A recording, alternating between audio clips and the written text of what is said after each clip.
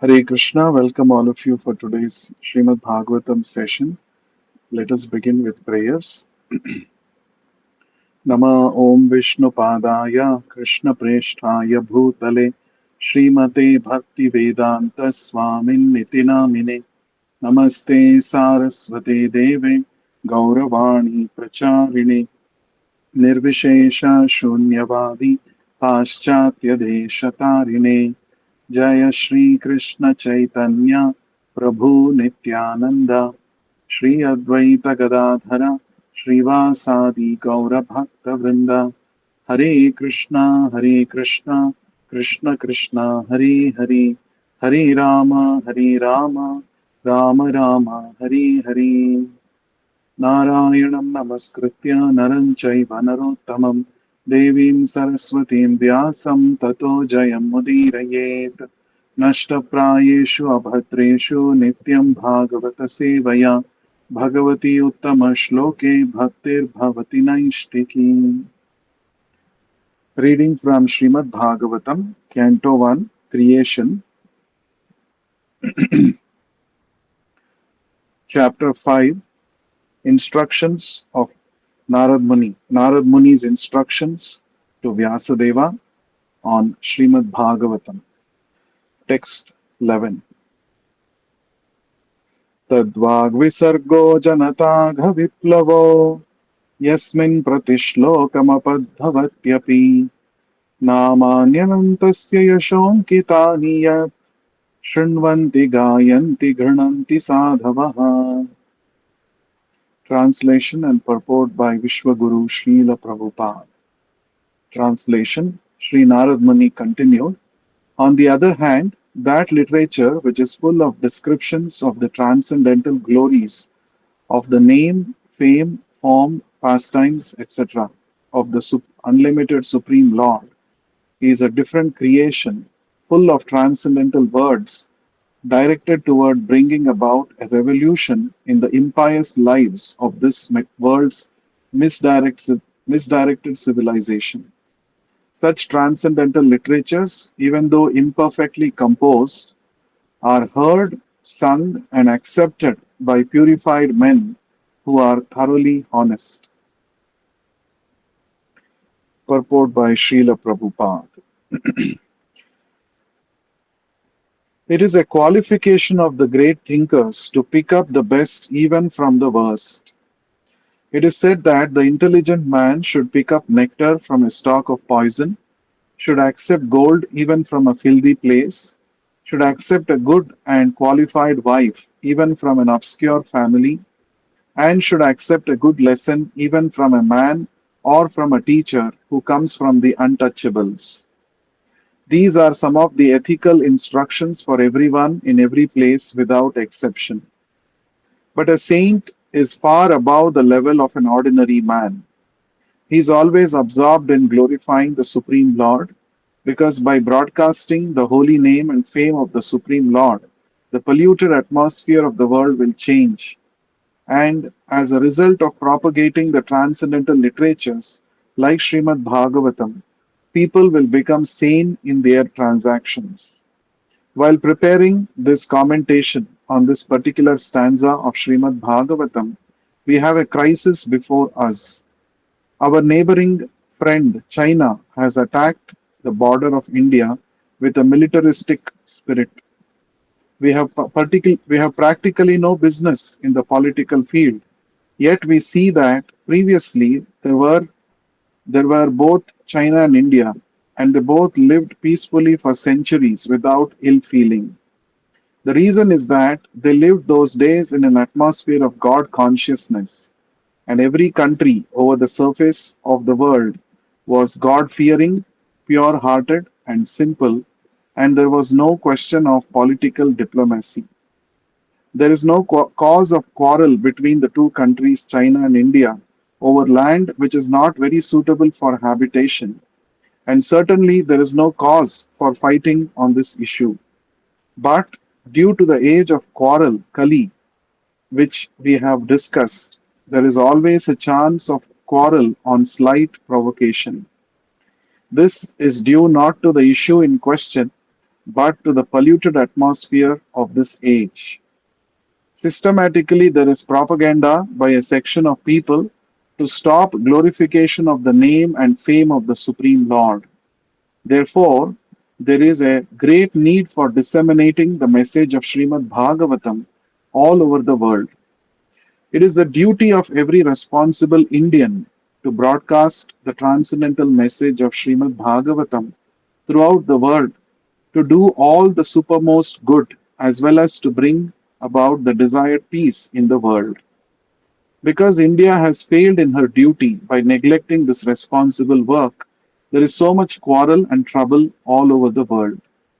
We are confident that if the transcendental message of Srimad Bhagavatam is received only by the leading men of the world, certainly there will be a change of heart, and naturally the people in general will follow them.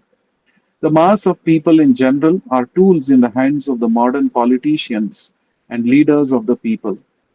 If there is a change of heart of the leaders only, certainly there will be a radical change in the atmosphere of the world. We know that our honest attempt to present this great literature conveying transcendental messages for reviving the God consciousness of the people in general and re spiritualizing the world atmosphere is fraught with many difficulties. Our presenting this matter in adequate language, especially a foreign language, will certainly fail, and there will be so many literary discrepancies despite our honest attempt to present it in the proper way. But we are sure that with all our faults in this connection, the seriousness of the subject matter will be taken into consideration, and the leaders of the society will still accept this due to its being an honest attempt to glorify the Almighty God. When there is fire in a house, the inmates of the house go out to get help from the neighbors who may be foreigners, and yet without knowing the knowledge, the victims of the fire express themselves, and the neighbors understand the need, even though not expressed in the same language. The same spirit of cooperation is needed to broadcast this transcendental message of the Srimad Bhagavatam throughout the polluted atmosphere of the world. After all, it is a technical science of spiritual values, and thus we are concerned with the techniques and not with the language. If the techniques of this great literature are understood by the people of the world, there will be success. When there are too many materialistic activities by the people in general all over the world, there is no wonder that a person or a nation attacks another person or nation on slight provocation. That is the rule of this age of Kali or quarrel. The atmosphere is already polluted with corruption of all description, and everyone knows it well. There are so many unwanted literatures full of materialistic ideas of sense gratification.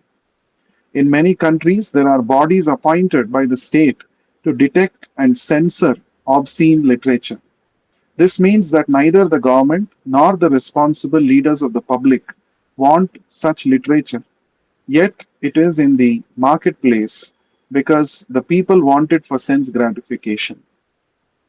The people in general want to read, that is a natural instinct. But because their minds are polluted, they want such literatures. Under the circumstances, transcendental literature like Srimad Bhagavatam will not only diminish the activities of the corrupt mind of the people in general, but also it will supply food for their hankering after reading some interesting literature. In the beginning, they may not like it because one suffering from jaundice is reluctant to take sugar candy. But we should know that sugar candy is the only remedy for jaundice. Similarly, let there be systematic propaganda for popularizing reading of the Bhagavad Gita and the Srimad Bhagavatam, which will act like sugar candy for the jaundice like condition of sense gratification. When men have a taste for this literature, the other literatures which are catering poison to society will then automatically cease. We are sure, therefore, that everyone in human society will become will welcome Srimad Bhagavatam, even though it is now presented with so many faults, For it is recommended by Sri Narada, who has very kindly appeared in this chapter. Thus ends the Bhakti Vedanta purport. So we have been reading this chapter where Narad Muni appears to Srila Vyasadeva while he was contemplating on the cause for his dissatisfaction, and Narad Muni began to make his assessment and about the original cause of dissatisfaction of Vyasadeva.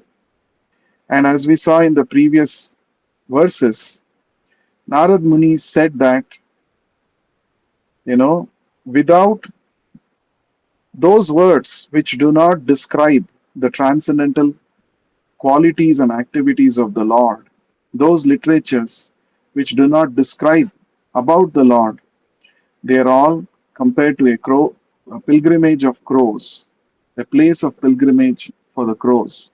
And such literature may give some immediate sense gratification, but that will not enable one to achieve real satisfaction of the soul, and nor the Lord will be satisfied with this kind of presentation. So, therefore, Narad Muni is advising Vyasadeva to create literatures where swan like people will take pleasure. Don't create literature where crow like people will take pleasure. Already, there are so many literatures like that in the human society which increase the desires for sense gratification in already corrupt minds of the materialistic people. So, a literature which describes completely the process of pure devotional service is the need of the hour, and that will make you satisfied, and that will also make the readers satisfied. So, these are the thoughts that Narad Muni is expressing to Srila Vyasadeva. So, let us see the shloka in which we read just now. Let us see the shloka. So, Narad Muni is comparing, in the previous shloka, he talked about materialistic literature, which are compared to a place of pilgrimage for the crows. Now, in this literature, in this shloka, opposite kind of literature, the transcendental literature, is described. This is a very, very important shloka, and we should try to learn, memorize this shloka, and also understand um, the interesting points that Narad Muni is conveying in this shloka.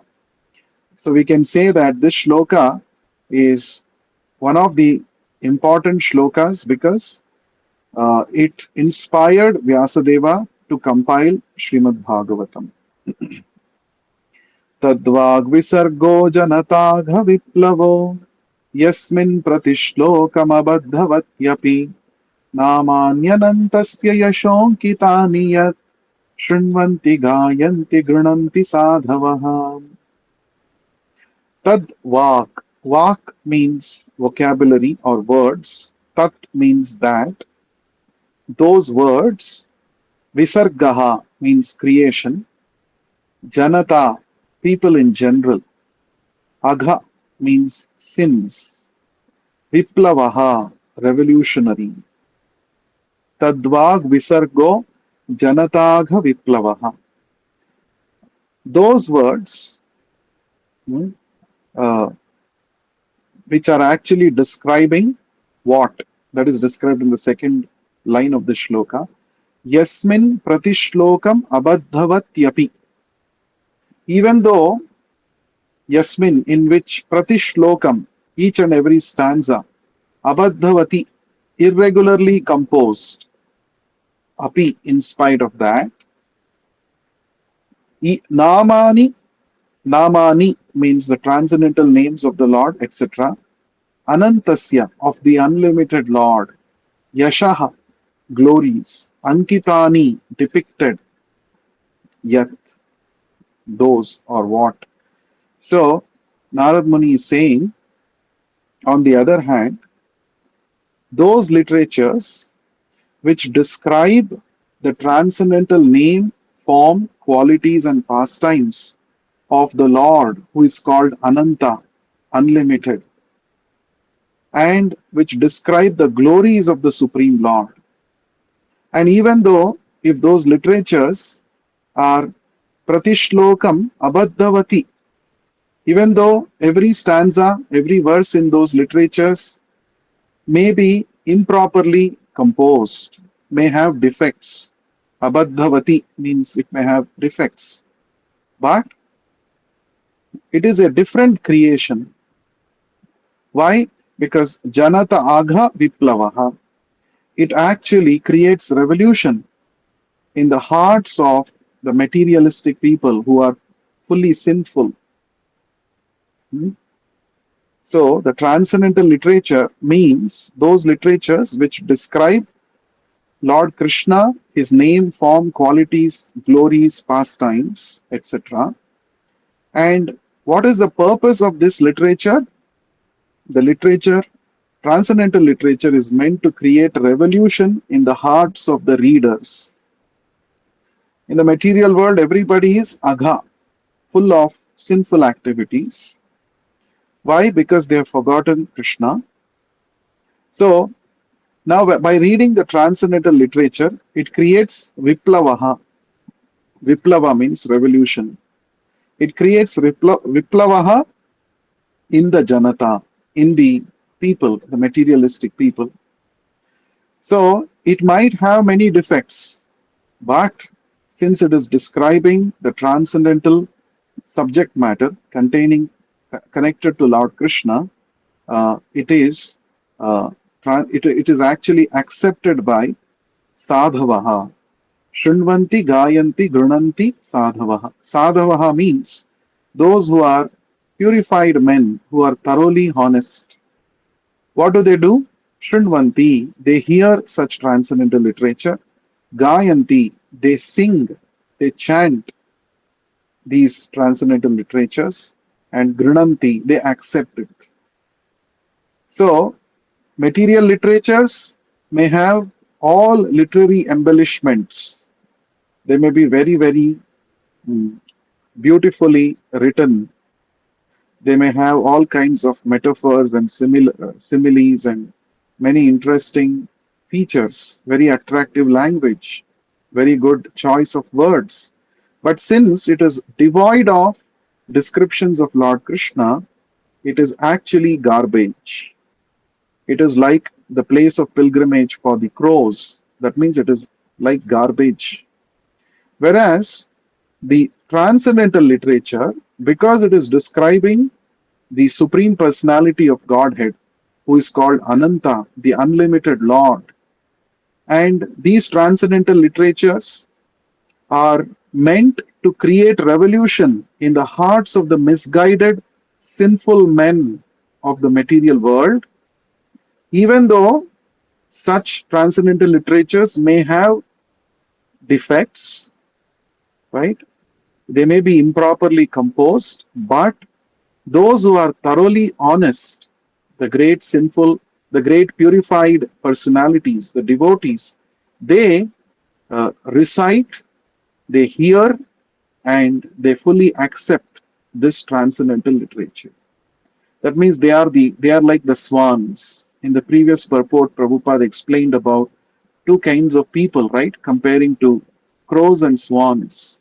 Crows are those who are interested in material sense gratificatory literatures, whereas swans are the devotees of the Lord who take pleasure in the transcendental literatures like Srimad Bhagavatam. So, three important points from this shloka. Number one, transcendental literature is totally different from material mundane literatures. Number two, transcendental literatures like Srimad Bhagavatam are meant for purifying the materialistic people to create revolution in their minds. Number three, even though there may be defects, so-called defects in the transcendental literature, the thoroughly honest persons will accept these literatures. Why? Because they are in connection with the Supreme Personality of Godhead. So these are the three important points from this shloka. So Prabhupada is beginning the purport with a very interesting Chanakya Niti. Prabhupada is saying an intelligent person should pick nectar from a stalk of poison. He should accept gold even from a filthy place, and he should accept good and qualified wife even from an obscure family. And he should accept a good lesson even from a man or from a teacher who comes from the untouchables. So, uh, this is very important point. When you find gold, suppose you find gold in the garbage bin, you don't say that since it is in the garbage bin, I will not take gold, or gold has become less valuable because it is in garbage bin. No, even though it may be in the garbage bin, gold is gold. Gold is valuable. The value of gold doesn't diminish because of its position in the garbage bin. In the same way, a good lesson should be learned even from a so called not great personality.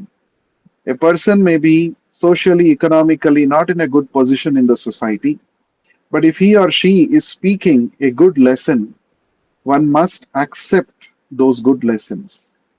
That's the qualification of an intelligent person. Right? Balasyapi subhashitaha. There is a saying in Sanskrit. Even if a child speaks good words, you must accept it. You should not uh, discard it. Oh, this immature child is speaking. No. Balasyapi subhashitaha. Even a child is speaking, but if he is speaking good instructions, valuable instructions, one must accept it. This is the standard of accepting knowledge. So,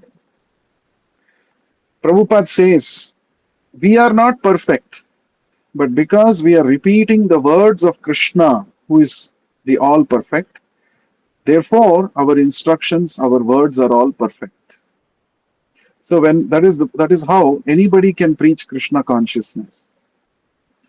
So Krishna consciousness, when we are trying to share the message of Bhagavad Gita and Bhagavatam with others, we should not share thinking that I am so perfect, I'm so qualified, I am so realized. That is why now I have got the qualification to share or to preach Krishna consciousness to others. No, we should actually preach Krishna consciousness to others for our own purification.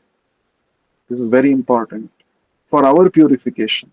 Specifically because it is ordered by Srila Prabhupada, our beloved spiritual master, that we should share this knowledge, we should preach. Therefore, as a matter of duty towards our spiritual master, we must preach. For our own purification, we must preach. Right? And when we are preaching, what are we doing? We are only repeating the words of Srila Prabhupada. We are repeating the words from Bhagavad Gita and Bhagavatam, from the Vedic scriptures. And since the Vedic scriptures are free from all material defects, and if we repeat the words spoken by the Vedas, spoken in the Vedic scriptures as it is, then our preaching is perfect. We don't have to manufacture, we don't have to speculate, we don't have to do some research. Everything already Srila Prabhupada has presented so nicely in his books. First, we must read, develop conviction by practicing them in our life. Then we should share this knowledge with others.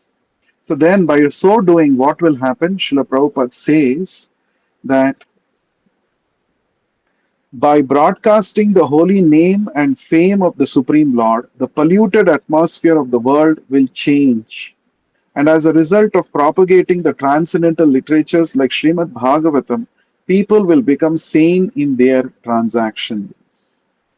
So by broadcasting Srimad Bhagavatam message, the polluted atmosphere of this world will be transformed. So Prabhupada is not only writing here, but Prabhupada has actually practically done this.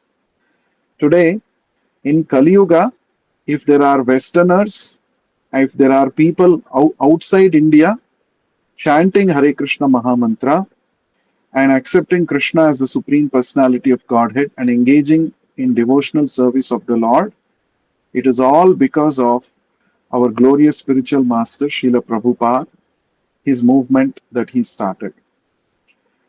Otherwise, forget about Western countries. Even in India, many people they don't even know what is Hare Krishna Mahamantra.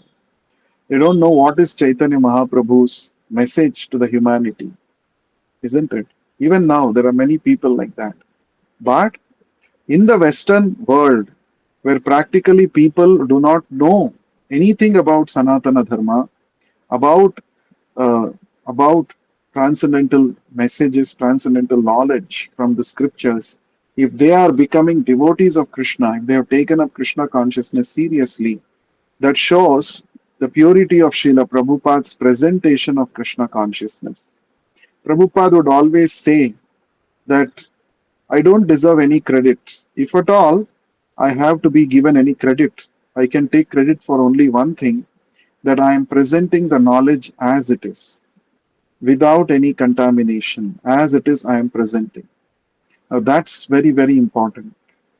So, Srila Prabhupada had full conviction in the instructions of his spiritual master. He has full conviction in the scriptural instructions, and he dedicated himself to propagate this knowledge in a very determined manner. And we see the result today. People all over the world, they're aware of Krishna consciousness, they're aware of Hare Krishna Mahamantra. So Prabhupada is saying by preaching this Krishna consciousness message, the polluted atmosphere of this Kali Yuga can be transformed. So that is the only hope. That is the only hope to purify this material existence in Kali Yuga. We have to preach. And this is actually the desire and instruction of Sri Chaitanya Mahaprabhu also. Bharata bhumite janma manushya janma loilo yar janma sarthaka kari karo paropakar. Sri Chaitanya Mahaprabhu has given this most important instruction to everyone who has taken birth in this Bharatavarsha, in Indian subcontinent, in India. He said that you should practice Krishna consciousness and you should also spread this Krishna conscious message to everybody. So that's a very, very important function of all of us, a very important duty that all of us are expected to perform. And this instruction is given by none other than the Yuga Avatara of Kali Yuga, Sri Chaitanya Mahaprabhu. We are all living in Kali Yuga. And Sri Chaitanya Mahaprabhu appeared in Kali Yuga and he showed by his personal example how to practice Krishna consciousness and attain perfection in this Kali Yuga. And he has given this instruction to all the people in Kali Yuga, especially the Indians, that you must take this Krishna consciousness very, very seriously, attain perfection, and you must also spread this to more and more people all over the world. So, this is the guidelines given by the Kali Yuga Avatara, Sri Chaitanya Mahaprabhu. And Srila Prabhupada took this very, very seriously. Srila Prabhupada became the Senapati Bhakta of Sri Chaitanya Mahaprabhu. Somebody asked Srila Prabhupada, Chaitanya Mahaprabhu himself could have come to the West and he could have preached Krishna consciousness. Why didn't he do that? Srila Prabhupada smilingly said, he wanted to give me the credit, and therefore I have come here on the order of my Guru Maharaj, on the order of Sri Chaitanya Mahaprabhu. So, Prabhupada always took it as a service that he was doing. Preaching, he did as a service to his Guru Maharaj, as a service to Lord Chaitanya. And because of his humble presentation, he actually brought about transformation in the hearts of millions of people. And even today, through his instructions, through his books, through his disciples, through his institution, he's bringing about a revolution in the hearts of countless individuals in the entire world. So it's not an ordinary thing. So we are all very fortunate that we have come in touch with Srila Prabhupada. So Prabhupada is also talking about the Indo-China War, which took place when Prabhupada was writing this purport. So Prabhupada is talking what is the root cause of this war? In fact, Kali Yuga is the age of quarrel and misunderstanding and fight. So Prabhupada is saying, what is the root cause? Prabhupada is saying, this is not due to the issue in question, but to the polluted atmosphere of this age. Systematically, there is a propaganda by a section of people to stop glorification of the name and fame of the Supreme Lord. Hmm?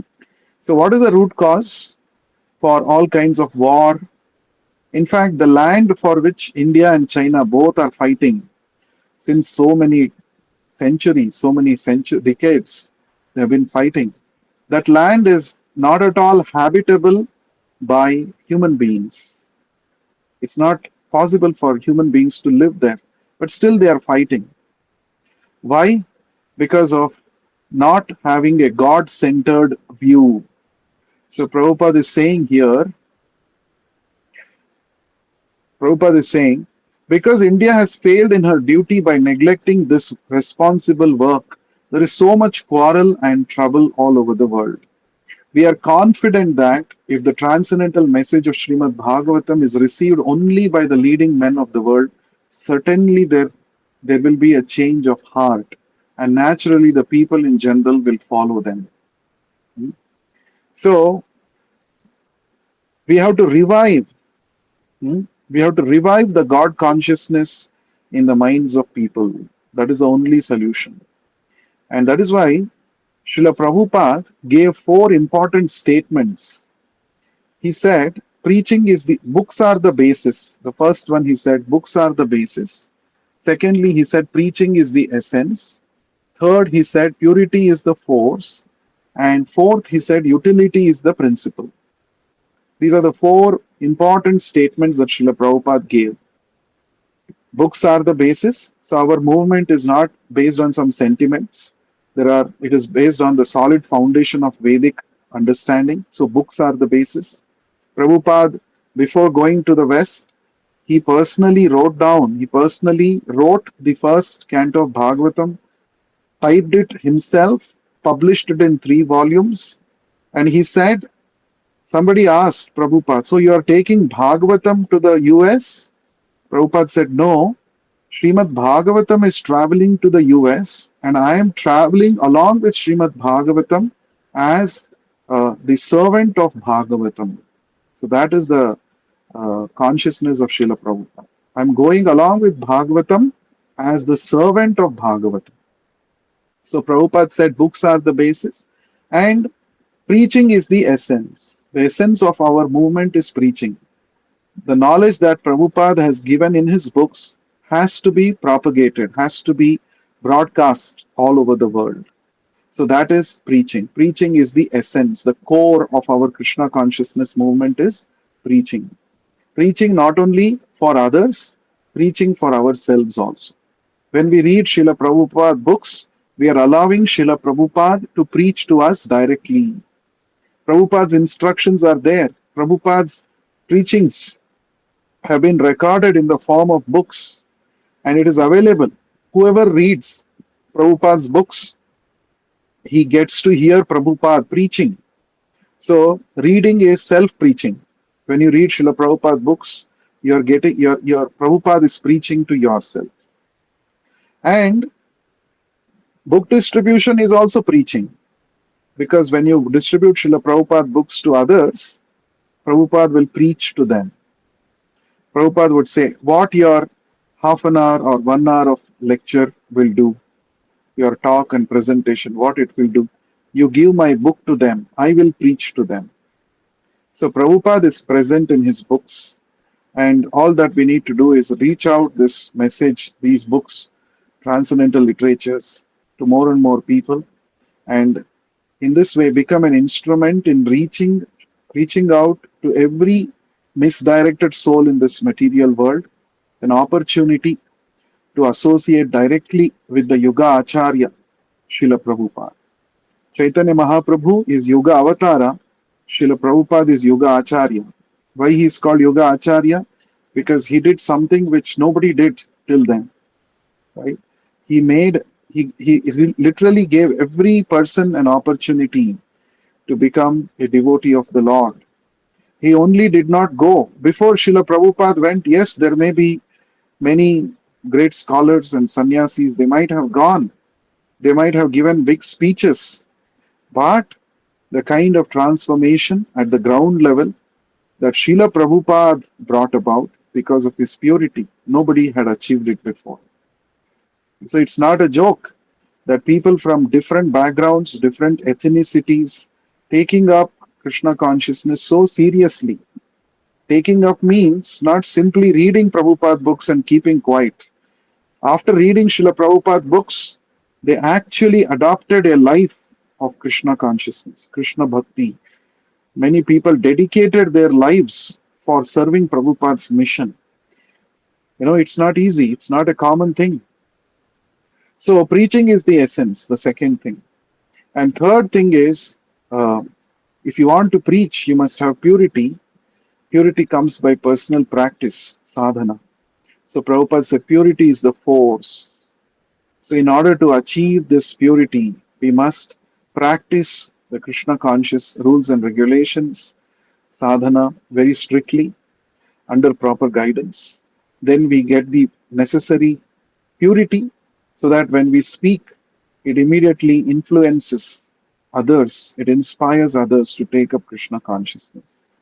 And lastly, Prabhupada said, utility is the principle. Yukta Vairagya, the principle given by Rupa Goswami. Everything has got connection with Krishna.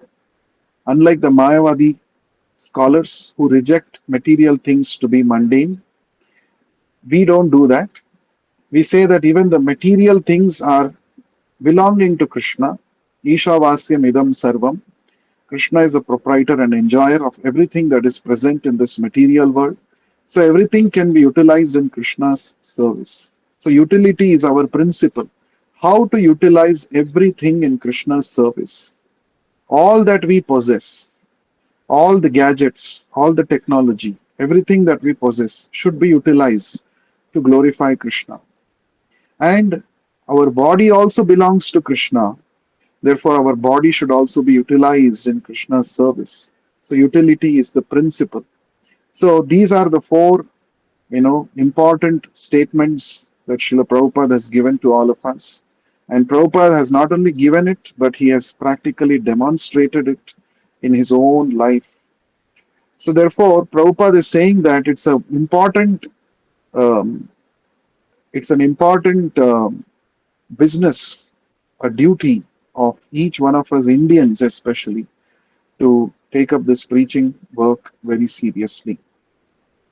Another thing that Prabhupada is mentioning is Prabhupada is taking a very humble position. He's saying, our presenting this matter in adequate language, especially a foreign language, will certainly fail, and there will be so many literary discrepancies despite our honest attempt to present it in the proper way. But we are sure that with all our faults in this connection, the seriousness of the subject matter will be taken into consideration, and the leaders of society will still accept this due to its being an honest attempt to glorify the Almighty God. So Prabhupada is saying, I may be imperfect.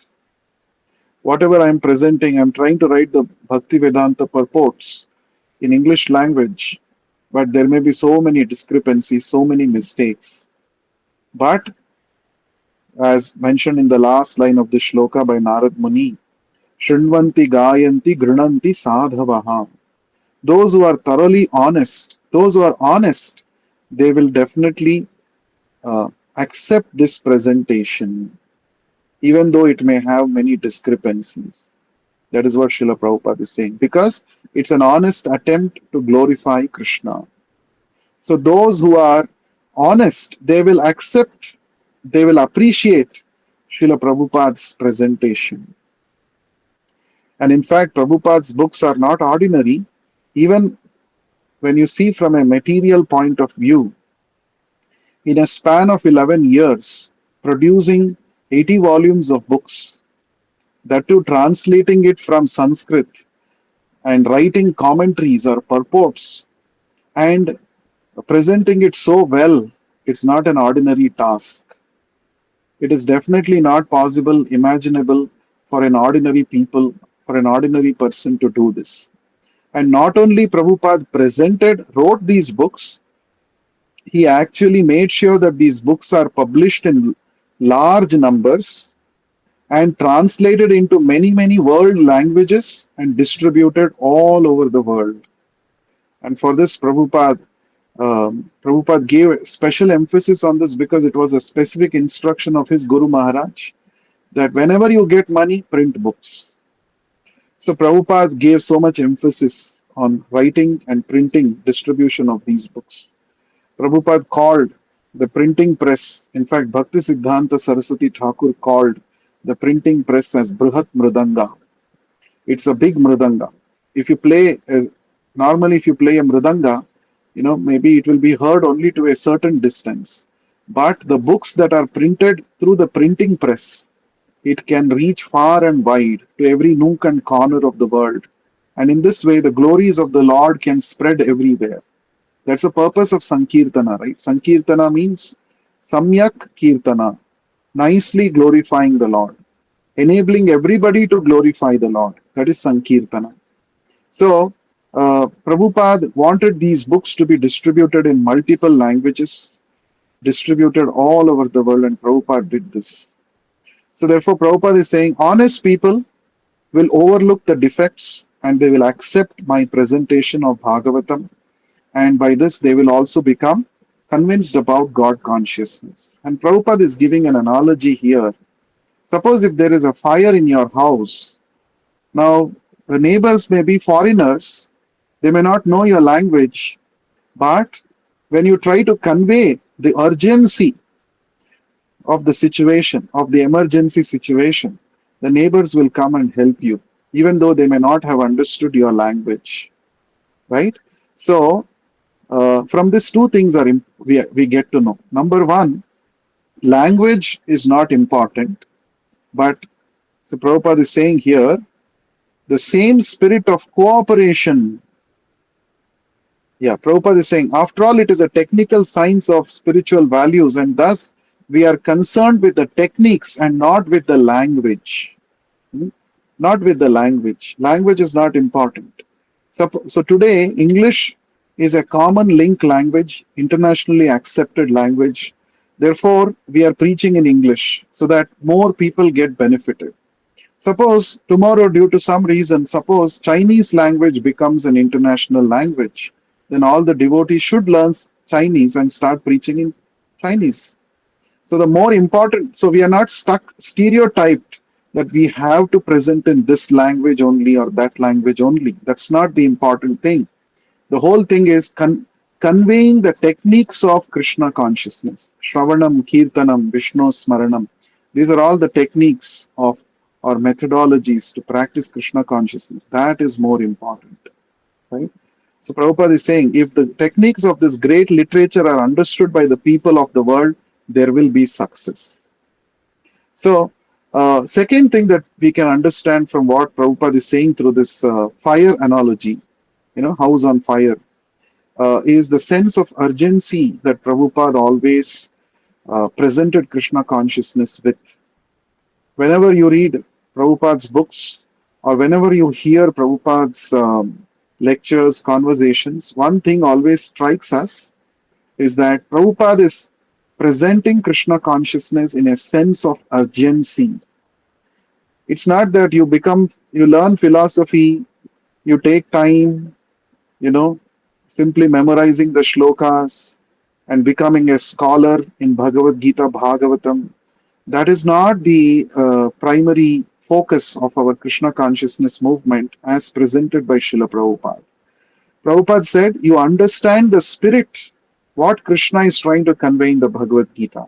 Understand the spirit and practice. Surrender to Krishna. And Prabhupada said, immediately, now you should surrender to Krishna. Take up Krishna consciousness seriously.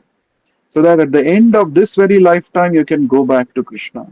So you will always see this common feature That is the sense of urgency with which Srila Prabhupada is trying to communicate to all of us the importance of Krishna consciousness.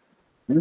It's not that we should take it, oh, it's a matter of one full lifetime. Okay, later I will read, maybe now, or maybe when I become old, I will read these Krishna conscious literatures. No, we never know next moment whether we are going to live or not. Prabhupada said, therefore, now you should surrender to Krishna. Now you should take up Krishna consciousness seriously. So the sense of urgency is a very important feature, and this is the mood in which Srila Prabhupada is presenting Krishna consciousness. So Prabhupada is finally saying everybody has a natural instinct to read one or the other kind of literature. That is why in the market you will find different kinds of literatures. But if the government or the responsible leaders of the public they take up this distribution of transcendental literature, immediately the consciousness of the people will change, and all this, the activities of the corrupt mind of the people will be diminished, and people will actually become sober. Prabhupada is also giving the sugar candy and jaundice example. Now, this is also the example given by Srila Rupa Goswami in Nectar of Instruction. So, we all know this. When a person is inflicted with jaundice, he will not be able to taste the sweetness of the sugar candy. But it is told that along with the medicine, you should take the sugar candy, because that is the only way to come out of this diseased condition of jaundice. So, similarly, in our present condition, we are not able to relish the sweetness of Krishna Katha or Krishna Nama because we are in a diseased condition. But we should go on taking this every day in a regulated manner, chanting the holy names, reading Srila Prabhupada books. Then what happens is slowly our memory of Krishna consciousness, which is deep within the soul, that will be awakened, and we will revive our original Krishna consciousness. Then we will start relishing the sweetness of Srimad Bhagavatam and the Hare Krishna Mahamantra. And also, uh, Prabhupada says, when men have a taste for this literature, the other literatures which are catering poison to society will then automatically cease.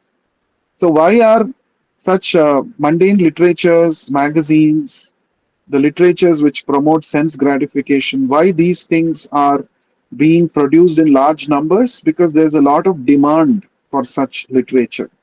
Same is the case with movies and online, online platforms, OTT platforms. There are many movies which are being made now, and almost all of them are simply filled with uh, third grade sense gratificatory content. So why such movies are being made? Because that's a demand of the public. But why such demands are there? Because public people are not trained in how to relish the transcendental literature. So Prabhupada is saying, if we make a systematic propaganda to propagate this Srimad Bhagavatam on a large scale, then when people start relishing Bhagavatam, slowly their interest towards mundane literature, mundane movies will go down, and automatically these will cease. Right? So therefore, Prabhupada is saying, at the end, Prabhupada is saying, we are sure, therefore, that everyone in human society will welcome Srimad Bhagavatam, even though it is now presented with so many faults, for it is recommended by Sri Narada, who has very kindly appeared in this chapter. See, this statement of Srila Prabhupada should instill so much faith in us. When Prabhupada says something, it's not simply like that, Prabhupada is saying. Prabhupada is saying, we are sure that everyone will welcome Srimad Bhagavatam in the human society. So we should not hesitate. We should openly go and keep talking to people. Why don't you read Bhagavatam? Why don't you take Bhagavatam? So we should not think, oh, Bhagavatam is very costly. People will not take it. We should not have such doubts. Hmm? People will take. And of course, now people can read it online also. But it is our duty to reach out Srimad Bhagavatam to everybody. Just like Srila Prabhupada reached out Bhagavatam all over the world. When he left Vrindavan, he carried Bhagavatam with him. He had so much confidence that this Bhagavatam will transform the world. So, if we are disciples of Srila Prabhupada, we should actually inherit this same conviction that Srila Prabhupada had. Yes, Bhagavatam is the solution for all material problems. We should simply present Srimad Bhagavatam to the people. We should try to do things to invoke interest in the public, in the people about Srimad Bhagavatam. And surely people will welcome. And Prabhupada is saying we should go on trying to convey this message of Bhagavatam on the recommendation of Narad Muni himself. Okay, text 12. नैष्कर्म्यमप्यच्युत भाववर्जितं न शोभते ज्ञानमलं निरञ्जनं कुतः पुनः शश्वतभद्रमीश्वरे न चार्पितं कर्म यदप्यकारणम्. Translation and purport by Vishwaguru Srila Prabhupada.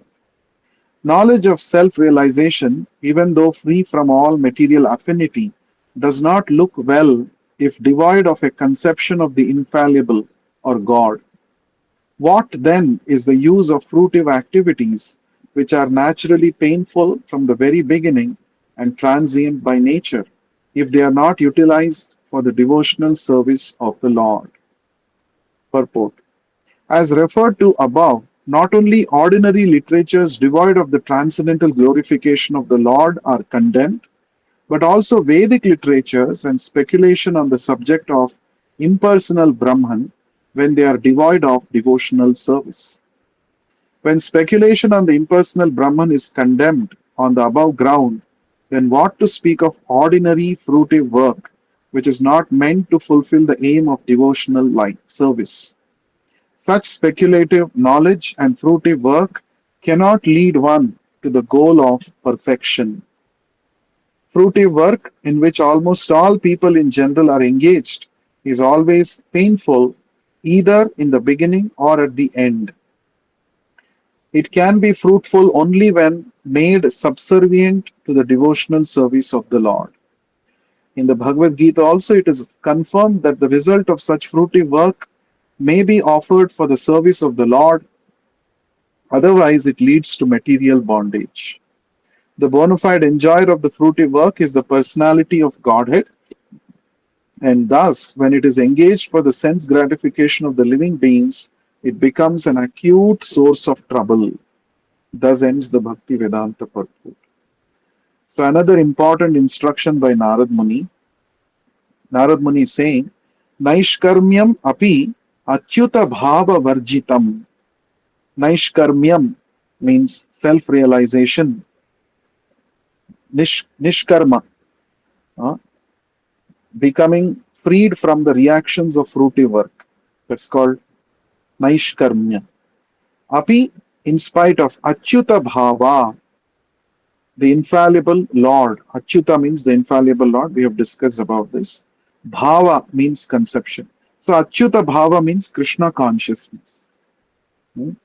Varjitam means devoid of. Na shobhate, it does not look well. Jnanam, transcendental knowledge. Alam niranjanam, free from designations. So Narad Muni is saying, simply giving up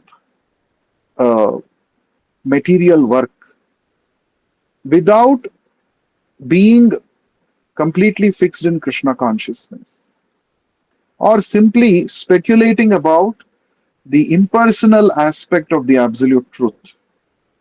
Both these, na shobhate, they do not look well without Krishna consciousness, achyuta bhava varjitam. So, there are two things that generally people in the name of spirituality they do. One is they either give up all their work and say all this work is Maya, so I'm giving up all this work.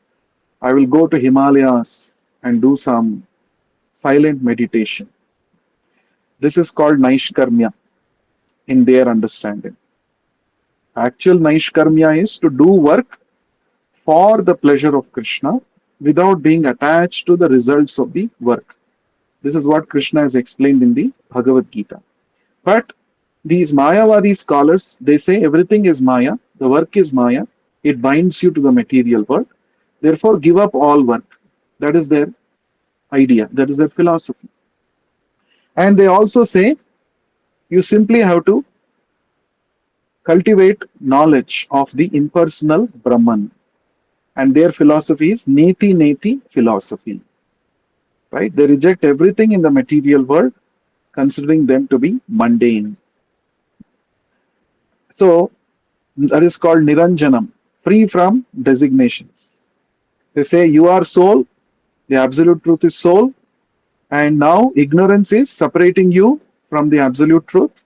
Once you become free from this designations and ignorance, you become one with the absolute truth. You become God. This is their Neti Neti philosophy, and this is their Mayavada impersonal understanding. But Narad Muni is saying, the greatest authority is saying, Narad Muni is not an ordinary person. We've already discussed about his greatness in the previous shlokas. He is directly the son and disciple of the self-born Lord Brahma, right? So he's not an ordinary person.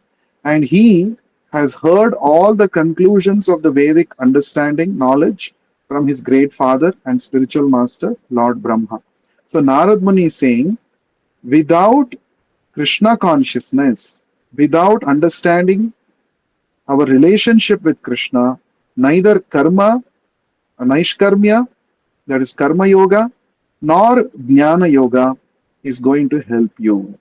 It is not going to help. It is simply useless waste of time. Then, if that is the case, so Narad Muni is continuing his argument in this shloka. Kutah punah shashvad abhadram ishvare. Kutaha punaha.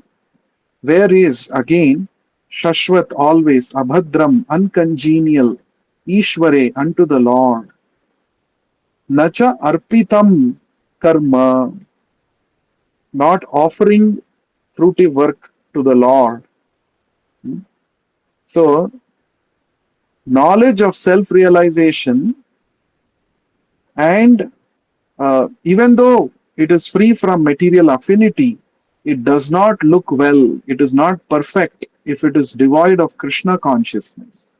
What then is the use of fruitive activities, which are naturally painful from the very beginning and transient by nature, if they are not utilized for devotional service of the Lord? The Mayavadi philosophy, they're all transcendentalists. Mayavadis are also transcendentalists because they have no attachment to enjoy material uh, work, material world. Narad Muni is saying that itself is wrong because they may be cultivating so much knowledge, they may be studying Veda, Vedanta, but they have not developed Krishna consciousness. Therefore, all their so called knowledge of self realization is of no use. Then, if that is the case, then what to speak of the karmis, their activities, fruitive activities? If it is not utilized for devotional service of the Lord, even the fruitive activities are useless. Why is Narad Muni mentioning about this? Narad Muni is mentioning about these two things, the impersonal realization and fruitive work, Karma Kanda and Jnana Kanda, because Vyasadeva has elaborately given emphasis to these two aspects in the Vedic literatures, even in the Mahabharata and in the Puranas. There is so much emphasis given to Karma Kanda, fruitive work, fruitive activities. You do this yajna, do that vrata, you'll get this benefit, that benefit. These are all mentioned by Vyasadeva. So Narad Muni is heavily criticizing all these things. All this is of no use. Simply performing some karma kanda rituals to enjoy in this material world, it's of no use. Instead, you must help people to become Krishna conscious. Then let them do all the fruitive work. They can offer all the results of the fruitive work in devotional service. Then they will attain perfection. So this is the point that Narad Muni wants to make. One more important point is fruitive work in which Prabhupada is mentioning. Fruitive work in which almost all people in general are engaged is always painful, either in the beginning or at the end. Hmm? Fruitive work means working hard to enjoy the fruits of one's labor. That is called fruitive work. And those who perform fruitive work, they are called fruitive workers or karmis. 99% of the people in this world are all karmis because they want to enjoy the fruits of their karma. But is this fruitive work very enjoyable? Is it very ha- joyfully performed? No. Either in the beginning or at the end, they are full of miseries and problems. To work hard, one needs great determination. And in this fruitive work, until the work is completely finished, it is not called a successful work, isn't it? Suppose somebody is trying to build a house. Only if the house work is completed, that means in total, that means finally the house has to be finished. A habitable house has to be constructed. Till then, we cannot say that his endeavor is complete or successful. Suppose somebody only gets the raw materials and puts on the street near the site.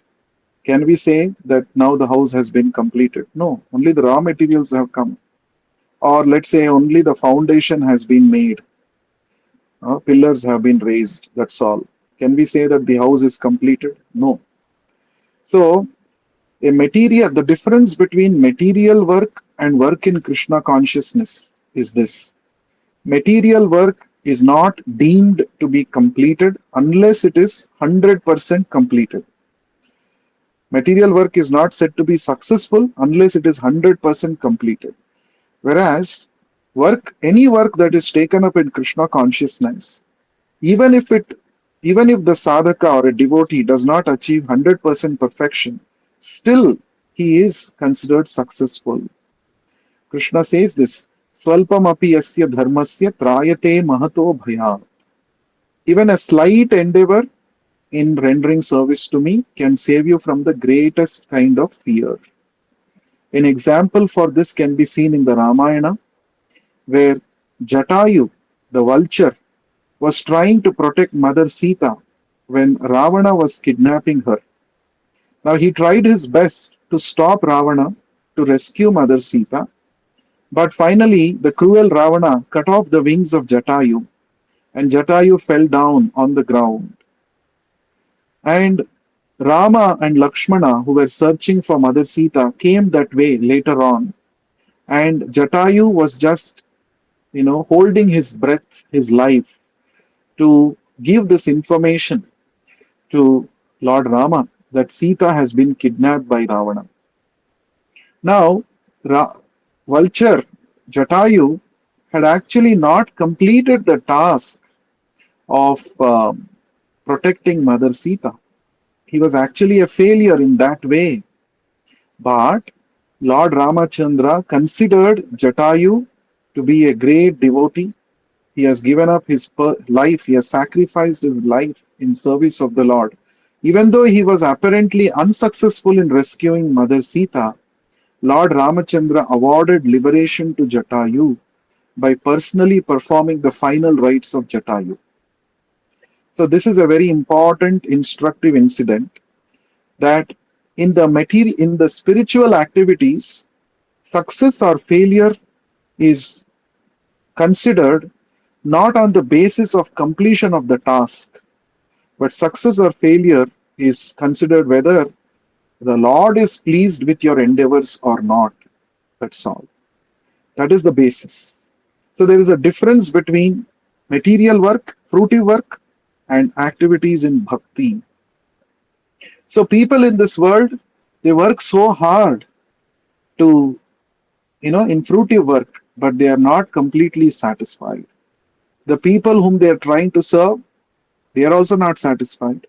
And the work also does not give them satisfaction. That is why people always look for weekends and holidays so that they can go to some place and escape from you know, the, the job pressure and all those things.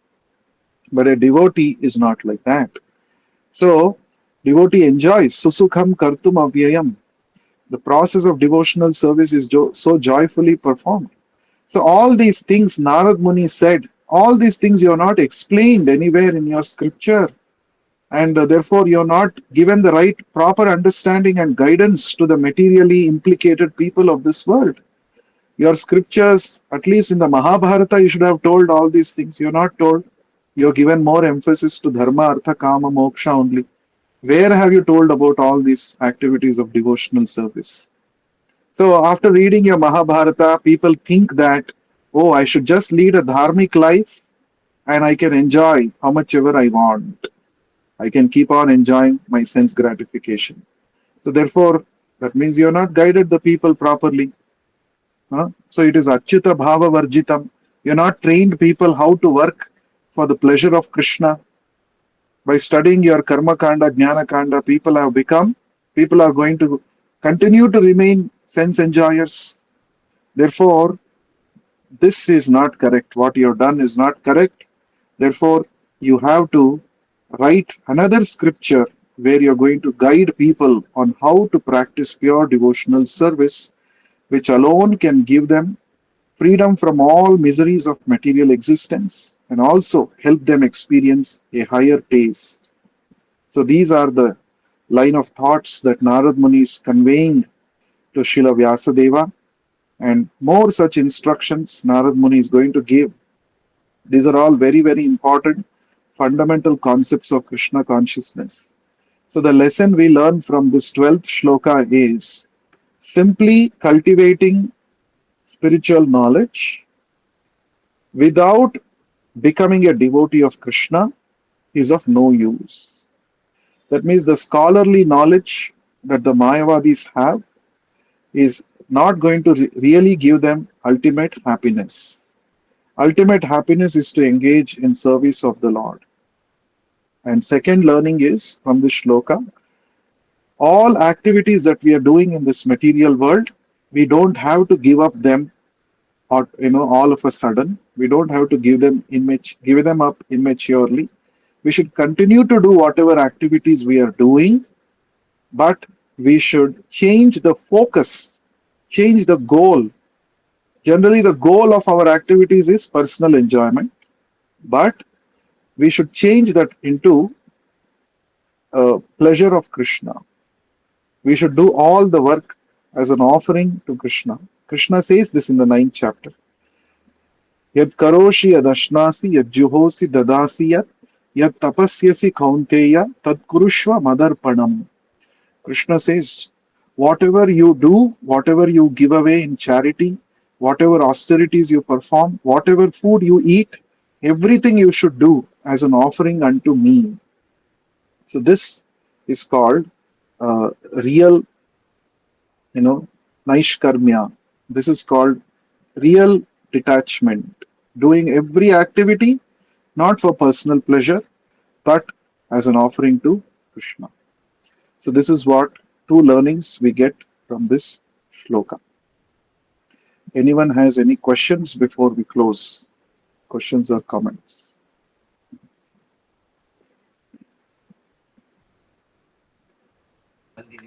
Hare Krishna, Prabhuji. Hare Krishna. No, I Pranav, have yes. not the doubt, but little bit clarification. Yeah. In Dhyapar, I think before the end of the Dhyapar, Narada and Vyasadeva, this conversation and exchanges on the subject matter and his lamentation or dissatisfaction has been given by Narad Muni.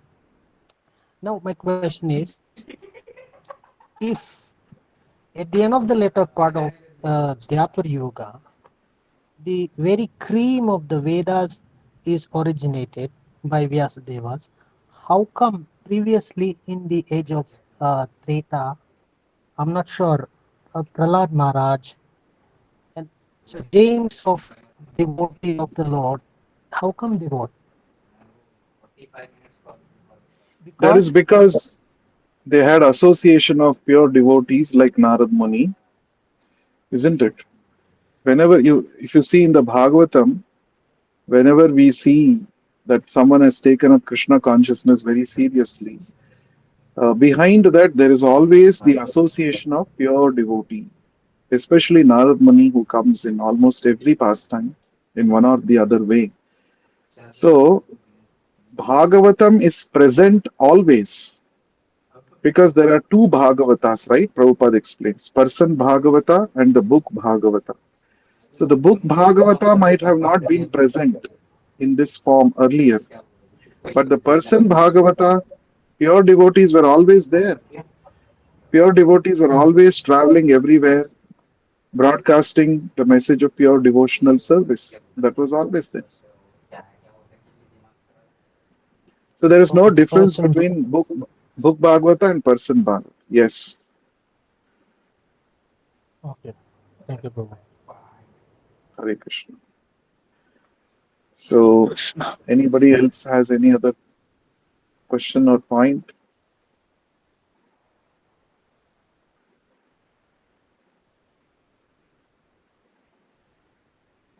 Okay, so thank you very much for your valuable time. So let us uh, meet again in the next session. ग्रंथरा Shrimad Bhagavatam की जय विश्व गुरु शील प्रभुपाद की जय हरे Krishna Hare Krishna.